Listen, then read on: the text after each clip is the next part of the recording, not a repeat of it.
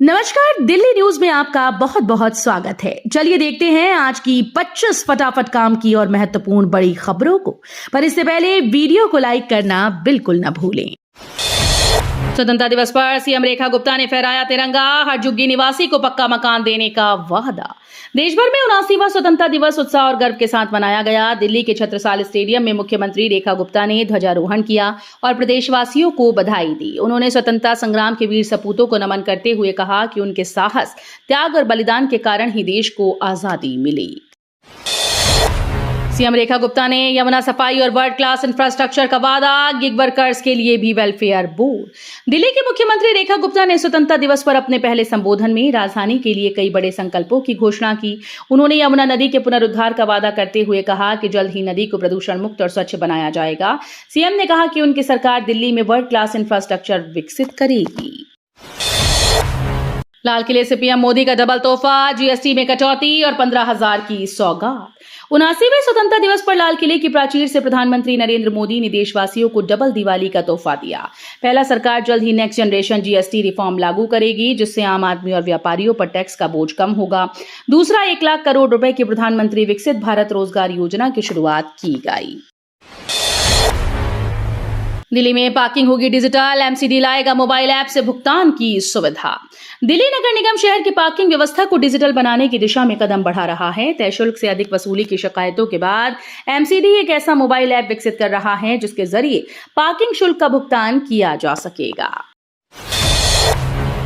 Delhi CM ने शुरू किया रोड सेफ्टी कैंपेन, 2 व्हीलर सवारों को हेलमेट पहनने की अपील। सड़क दुर्घटनाओं में कमी लाने और 2 व्हीलर सवारों को हेलमेट पहनने के लिए प्रोत्साहित करने के उद्देश्य से मुख्यमंत्री रेखा गुप्ता ने एक नया रोड सेफ्टी कैंपेन लॉन्च किया। इस कैंपेन के तहत 1 मिनट का विशेष विज्ञापन तैयार किया गया, जिसे दिल्ली के सभी सिनेमाघरों में फिल्म शुरू होने से पहले दिखाया जाएगा।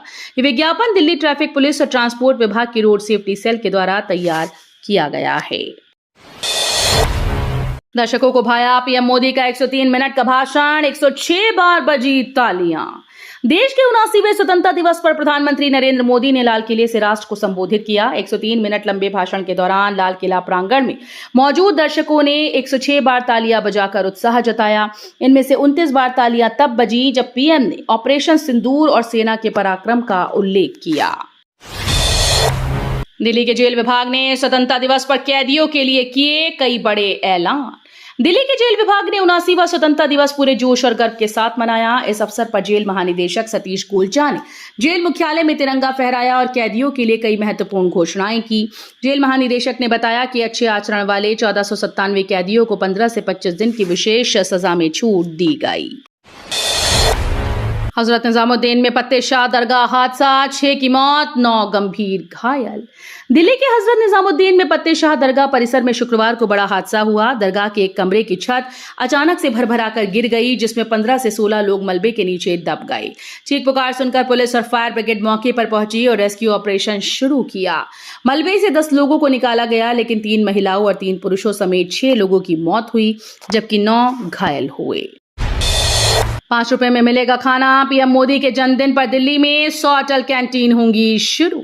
गरीब बस्तियों और झुग्गी झोपड़ियों में रहने वाले लोगों के लिए सस्ती दर पर भोजन उपलब्ध कराने की दिशा में दिल्ली सरकार अगले महीने से अटल कैंटीन योजना शुरू करने जा रही है। इसके तहत सिर्फ 5 रुपए प्रति प्लेट की दर से पौष्टिक भोजन उपलब्ध कराया जाएगा। पहले चरण में राजधानी के विभिन्न इलाकों में 100 अटल कैंटीन खोली जाएंगी। स्वतंत्रता दिवस पर युवाओं को बड़ी सौगात, प्रधानमंत्री ने लॉन्च की विकसित भारत रोजगार योजना। 79वें स्वतंत्रता दिवस के अवसर पर लाल किले से देश को संबोधित करते हुए प्रधानमंत्री नरेंद्र मोदी ने युवाओं के लिए ऐतिहासिक घोषणा की। उन्होंने विकसित भारत रोजगार योजना के तहत 1 लाख करोड़ रुपए का पैकेज देने की घोषणा की। हेड कांस्टेबल घूस लेते कैमरे में कैद, ड्यूटी से हटाया गया एसएचओ पर भी जांच की आंच।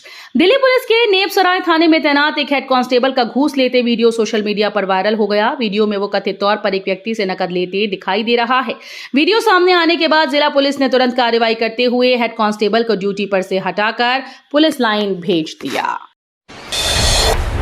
दिल्ली में फीस कंट्रोल शिक्षा बिल लागू, प्राइवेट स्कूल्स की मनमानी पर लगाम। दिल्ली सरकार ने शिक्षा क्षेत्र में बड़ा कदम उठाते हुए फीस कंट्रोल शिक्षा बिल का नोटिफिकेशन जारी कर दिया।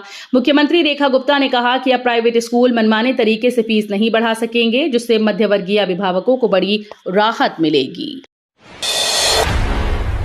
डीयूएसयू चुनाव 2025 में नया मोड़, आपका छात्र संगठन एएसएपी पहली बार मैदान में।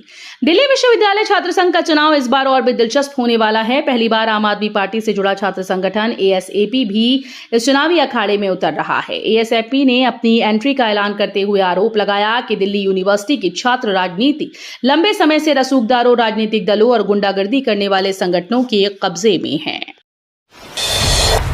दिल्ली वालों के लिए खुशखबरी, जल्द मिलेगा जाम से निजात, बनेंगे 8 नए फ्लाईओवर।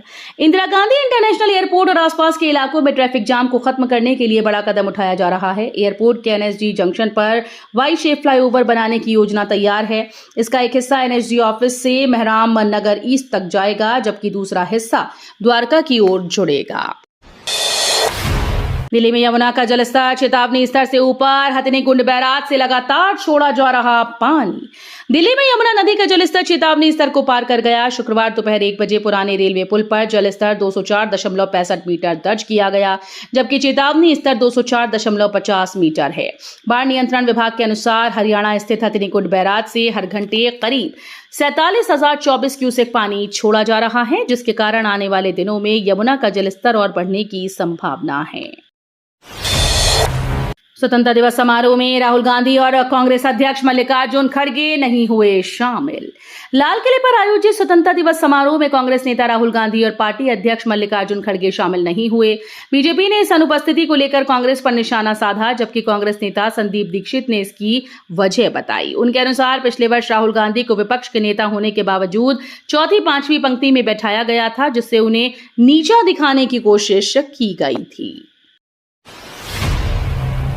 दिल्ली में 35% वाहन ओवर स्पीड, स्टडी में चौंकाने वाला खुलासा।